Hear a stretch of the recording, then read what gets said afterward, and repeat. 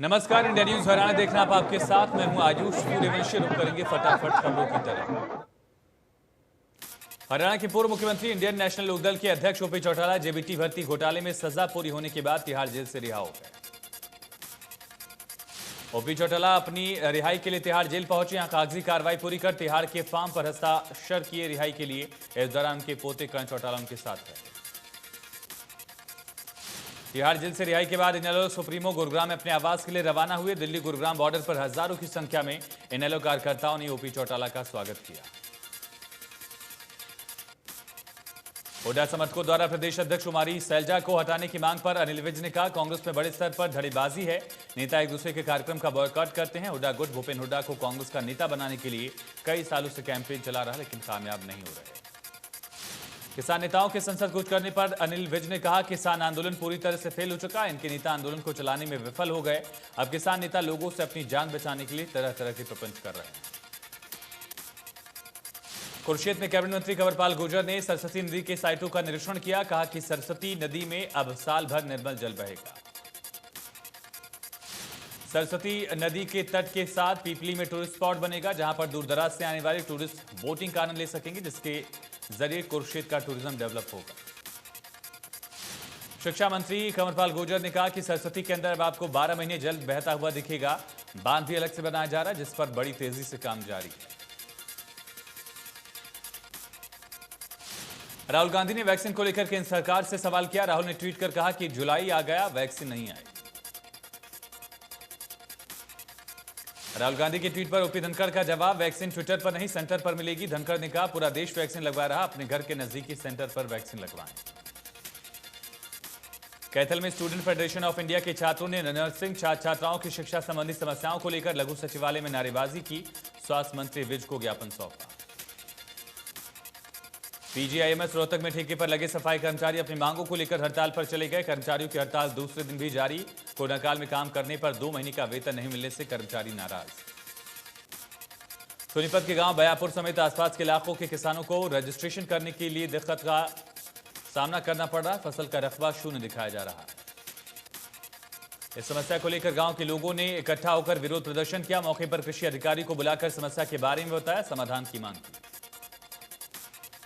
किसानों ने कहा कि वो धान की खेती करते थे। सरकार और कृषि विभाग के अधिकारियों को जागरूक करने के बाद उन्होंने मेरा पानी मेरी विरासत योजना से जुड़ने के लिए धान छोड़कर कपास उगाया, लेकिन उनका रजिस्ट्रेशन योजना के तहत नहीं हो रहा। सोनीपत में जिला उपायुक्त के जरिए भारतीय किसान संघ के पदाधिकारियों ने मुख्यमंत्री के नाम ज्ञापन सौंपा। पेट्रोल डीजल की कीमतें कम करने, किसानों के बिजली के पेंडिंग कनेक्शन, धान का न्यूनतम मूल्य बढ़ाने की मांग की। किसान संघ ने कहा, 2 साल से पेंडिंग बिजली के नए कनेक्शन पैसे जमा कराने के बाद भी नहीं दिए गए। गन्ने की बकाया पेमेंट की भी मांग। करनाल में सुरक्षा सूचना तंत्र और ट्रैफिक व्यवस्था हाईटेक होने जा रही। स्मार्ट सिटी प्रोजेक्ट के तहत करीब 157 करोड़ की लागत से ट्रैफिक सिग्नल्स और सिक्योरिटी कैमरे लगाए गए। निगम कार्यालय में बने integrated command and control centre से शहर के चौक चौराहों और बाजारों पर नजर रखी जाएगी। कंट्रोल रूम से सरकार प्रशासन की सूचनाएं डिजिटल माध्यम से लोगों तक पहुंचेगी। जरूरत पड़ने पर मदद मिलेगी। देश में लगातार कोरोना के मामलों में गिरावट। 24 घंटे में 46,000 से ज्यादा नए केस, 853 मरीजों की मौत। दूसरी लहर के बीच अब देश में एक्टिव केस 5 लाख से ज्यादा। कोरोना मरीजों के ठीक होने के बाद रिकवरी रेट में बढ़त। 24 घंटे में 54,000 मरीज रिकवर। महाराष्ट्र में कम हो रहे कोरोना के केस। एक दिन में महाराष्ट्र में कोरोना के 9,195 नए मामले। 8,000 कोविड मरीज ठीक हुए। 252 की मौत। दिल्ली में 24 घंटे में 93 से ज्यादा नए केस। 4 मरीजों ने तोड़ा दम। दिल्ली में अब 1,000 से ज्यादा केस एक्टिव। प्रदेश में कोरोना के 85 नए केस। 24 घंटे में 15 की मौत। 127 से ज्यादा मरीज ठीक हुए। एक्टिव केस 1,000 से ज्यादा।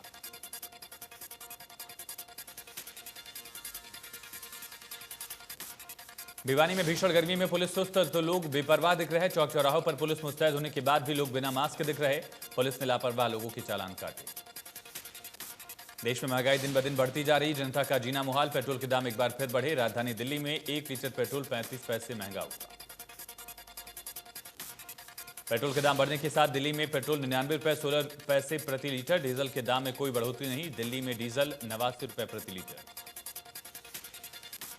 महंगाई ने आम आदमी की कमर तोड़ दी। पिछले कुछ महीनों से घर में इस्तेमाल होने वाली कई चीजों की कीमत में उछाल, दूध की कीमत में भी बढ़ोतरी, आम आदमी से लेकर दुकानदार नाखुश। होलसेल व्यापारी ने बताया कि कॉस्मेटिक आइटम में पिछले 2 से 3 महीने में 10 से 15% का इजाफा। इसका असर छोटे दुकानदार से लेकर व्यापारी पर पड़ रहा, दुकानों पर कम ग्राहक पहुंच रहे। दिल्ली में गर्मी ने 90 साल का रिकॉर्ड तोड़ा। 3 दिनों से जबरदस्त लू का प्रकोप झेल रही दिल्ली के मंगेशपुर में तापमान 45 डिग्री के पार। नजफगढ़ में 44 डिग्री और पीतमपुरा में 44 डिग्री रहा। मौसम विभाग ने दिल्ली में हीट वेव का ऐलान किया। मानसून में देरी से गर्मी का कहर जारी। नौ में गर्मी ने लोगों का जीना दुर्भर कर रखा है। महिलाएं मुंह पर कपड़ा ढककर निकलने को मजबूर। मौसम विभाग के मुताबिक अगले कुछ दिन बारिश की संभावना कम। जुलाई के पहले सप्ताह में मानसून दस्तक देना शुरू कर जाता है, लेकिन इससे पहले ही प्री मानसून की बेरुखी ने किसानों और आमजन को परेशान किया। इस बार प्री मानसून काफी कमजोर साबित हुआ। कृषि विभाग की रिपोर्ट के मुताबिक इस बार जून में महज औसतन 22 mm बरसात दर्ज हुई, जबकि पिछले साल जिले में प्री मानसून की बरसात औसतन 40 mm बरसात दर्ज की गई थी। कृषि विभाग की रिपोर्ट के मुताबिक इस बार दिल्ली एनसीआर में जून के तीसरे सप्ताह तक मानसून पहुंचने की उम्मीद की जा रही थी, लेकिन परिस्थितियों में बदलाव की वजह से जुलाई के पहले हफ्ते तक मानसून की दस्तक की संभावना। कैथल में निजी अध्यापक संघर्ष समिति के बैनर तले टीचर्स अभिभावकों ने मिलकर रोष मार्च निकाला। शिक्षा मंत्री के नाम ज्ञापन सौंपा। प्रदर्शनकारी ने बताया कोरोना की वजह से सभी प्राइवेट स्कूल मार्च 2020 से बंद पड़े हैं। इसकी वजह से टीचर्स आर्थिक संकट से जूझ रहे हैं। सरकार से मांग है कि दोबारा स्कूल खोले। सोनीपत में नगर परिषद के चुनाव को लेकर जिला उपायुक्त की मौजूदगी में 24 वार्ड के ड्रा निकाले गए। इसमें पर्ची के आधार पर वार्डों का आरक्षण किया गया। इस बार महिलाओं का वर्चस्व बढ़ने वाला है। 24 में से 11 वार्ड में महिलाएं प्रतिनिधित्व करेंगी। आरक्षित सीटों को लेकर कई वार्ड के लोगों ने आपत्ति जताई। हरियाणा वेयर हाउस के चेयरमैन पृथला विधायक नैनपाल रावत ने गांव चंदावली में अपने कार्यालय पर कई विभागों के अधिकारियों की मीटिंग ली। सीएम की घोषणाओं को जल्द पूरा करने के निर्देश दिए। नैनपाल रावत ने अधिकारियों को चेताया कि अगर मुख्यमंत्री की घोषणाओं को पूरा करने में कोई भी कोताही बरती तो उनके खिलाफ कार्रवाई की जाएगी।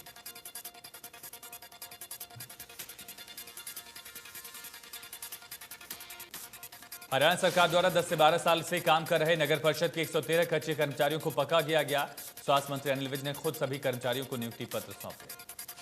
अनिल विज ने कहा कि अब इन सभी को पूरे सरकारी भत्ते और सुविधाएं मिलेगी। पूरे हरियाणा में अभी तक 2800 कच्चे कर्मचारियों को ऑन रोल पर लिया जा चुका है। पक्के किए गए सफाई कर्मियों का कहना है कि हमारी 8 से 9 साल की जो मेहनत है, आज हमारी मेहनत सफल हुई। स्वास्थ्य मंत्री का धन्यवाद किया।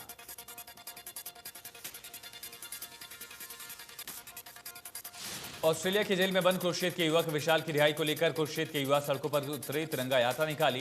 कुरुक्षेत्र के बस स्टैंड के सामने सड़क पर जाम लगा। सभी के हाथों में विशाल की तस्वीर दिखी, तिरंगा दिखाई दिया। विशाल के साथियों का कहना है कि जब तक विशाल रिहा नहीं होता तब तक प्रदर्शन जारी रहेगा। कुरुक्षेत्र के खेतों में बढ़ रहे कीटनाशक के प्रयोग से जहां खेतों की उर्वरक शक्ति खत्म हो रही, वहीं पर्यावरण भी लगातार दूषित हो रहा है। ज्ञान के अभाव में किसान अंधाधुंध कीटनाशकों का प्रयोग करते हैं। कुरुक्षेत्र में लगभग 80% क्षेत्र में धान की रुपाई हो चुकी है। खेतों में फर्टिलाइजर का प्रयोग 110 किलोग्राम प्रति एकड़, 50 किलोग्राम डीएपी और 40 किलोग्राम पोटाश और जिंक भी डालें। पूरा खाद 40 दिन के अंतराल में डाल दें, लेकिन यूरिया का अंधाधुंध प्रयोग न करें। वरिष्ठ वैज्ञानिक ने विभिन्न बीमारियों से बचाव के सुझाव दिए।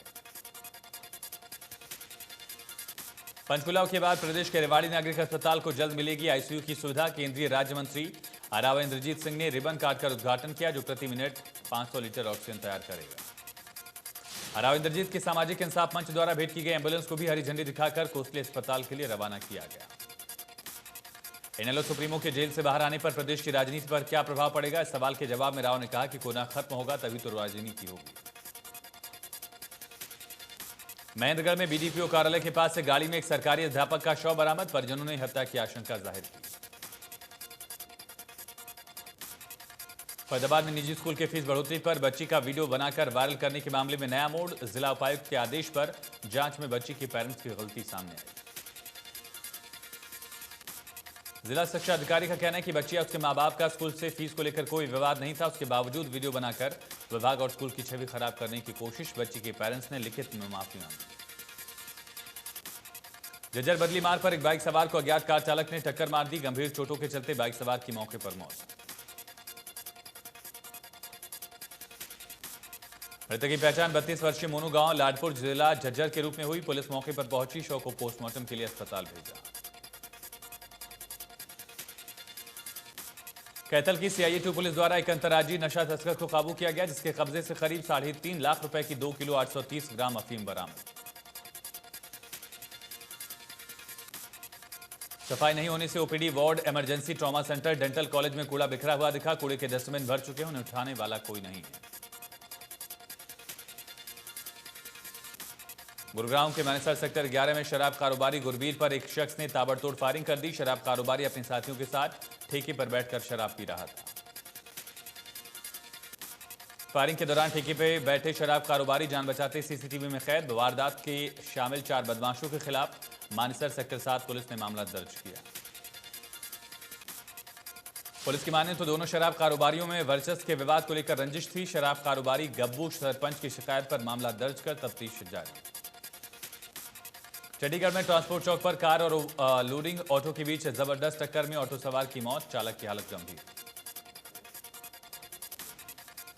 हादसा उस वक्त हुआ जब लोडिंग ऑटो मंडी से सब्जियां लोडकर बापूधाम के रास्ते होते हुए ट्रांसपोर्ट जीरकपुर जा रहा था। PGI की तरफ से तेज रफ्तार आ रही कार ने टक्कर मारी। आरोपी चालक फरार। करनाल पुलिस के CIA शाखा ने 3 लुटेरों को गिरफ्तार किया। तीनों पर 15 लाख रुपए के गहने लूटने के आरोप। पुलिस ने बदमाशों के पास से 2 किलो चांदी बरामद की। करनाल के कटाबाग गांव के पास पिछले दिनों सराफा कारोबारी से 20 तोले सोना, 3 किलो के करीब चांदी की लूट की गई थी। बैग से करीब 15 लाख रुपए की ज्वेलरी थी। पिस्टल के दम पर वारदात को अंजाम दिया। पुलिस के मुताबिक ज्वेलर बाप बेटे से लूट की वारदात को अंजाम दिया गया था, जो गांव-गांव जाकर फेरी का काम करते थे। पुलिस ने वारदात को अंजाम देने वाले 3 लुटेरों को गिरफ्तार किया। इनमें से 2 आरोपी करनाल के गांव के रहने वाले, जबकि एक आरोपी गुरुग्राम का है। इनकी दोस्ती सोशल मीडिया पर हुई थी। लुटेरों ने पूछताछ में बताया कि इन्हें अमीर बनना था।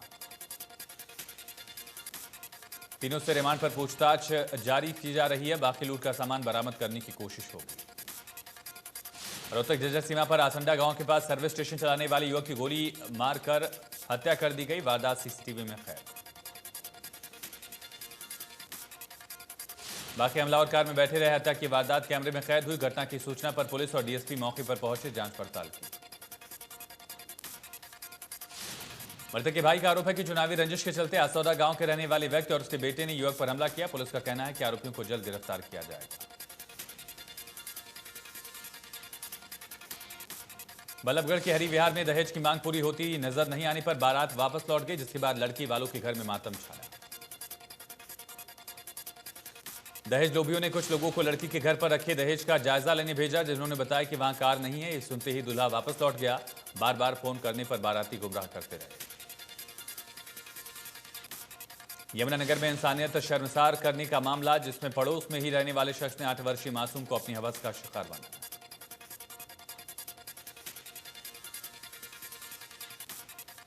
बच्ची को खून से लथपथ हालत में अस्पताल में भर्ती कराया गया। हालत गंभीर होने के बाद चंडीगढ़ PGI रेफर किया गया। यमुनानगर के गांव जयधर में 4 युवक नहाने के लिए गए थे, लेकिन पानी का तेज बहाव आ जाने के कारण चारों युवक पानी की झाल में फंसे और पानी में बह गए। एक युवक ने पानी से बाहर आकर गांव वालों को सूचना दी। गोताखोरों की मदद से बाकियों को बाहर निकाला गया, लेकिन डॉक्टर्स ने उन्हें मृत घोषित कर दिया।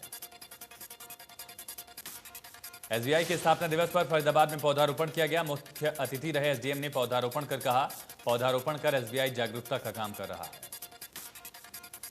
SDM ने कहा, सकारात्मक सोच के साथ सभी को अपनी जिम्मेदारी निभानी चाहिए। इस दौरान SBI बैंक के स्टाफ को SDM ने शुभकामनाएं दी।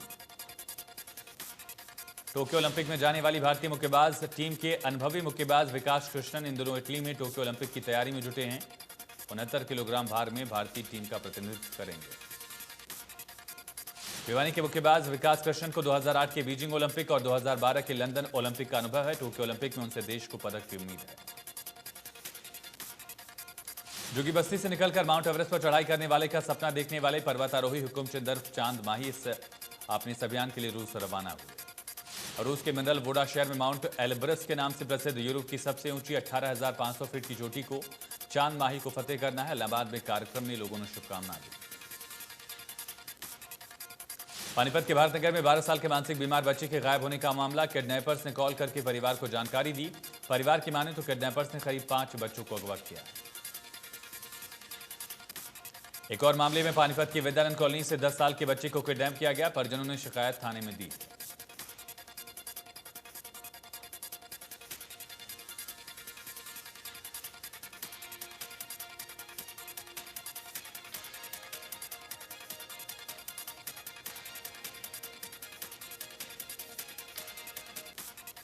केंद्र सरकार की डिजिटल इंडिया योजना को कल 6 साल पूरे हो गए। प्रधानमंत्री नरेंद्र मोदी ने योजना के लाभार्थियों से सीधा संवाद किया।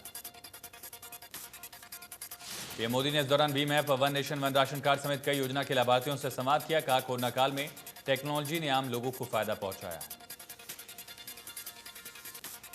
पीएम नरेंद्र मोदी ने कहा, डिजिटल इंडिया ने भारत के सपनों को आगे बढ़ाया। डिजिटल इंडिया आत्मनिर्भर भारत की साधना, ये सशक्त होते भारत का जय घोष है। पीएम मोदी ने कहा कि one nation one ration card से सबसे ज्यादा फायदा मजदूरों को हुआ। कई राज्यों ने इसे लागू नहीं किया था। अब सुप्रीम कोर्ट के आदेश के बाद सभी को स्कीम को लागू करना होगा। जम्मू एयरफोर्स स्टेशन पर ड्रोन हमले को लेकर डीजीपी ने कहा कि जांच के दौरान यह देखा जाएगा कि ड्रोन सीमा पार से चलाए गए थे या सीमा के अंदर से। ऐसे संकेत है कि लश्कर तैयबा इसके पीछे है। पुलवामा में सुरक्षा बलों के आतंकियों से मुठभेड़। पुलवामा के हंजीन राजपुरा इलाके में आतंकियों ने सुरक्षा बल के जवानों से लोहा लिया। इलाके में 3 से 4 आतंकियों के घिरे होने की खबर। मुठभेड़ में सुरक्षा बलों ने एक आतंकी को मार गिराया। बाकी आतंकियों की तलाश जारी। एक जवान भी शहीद, दूसरे जवान के घायल होने की खबर।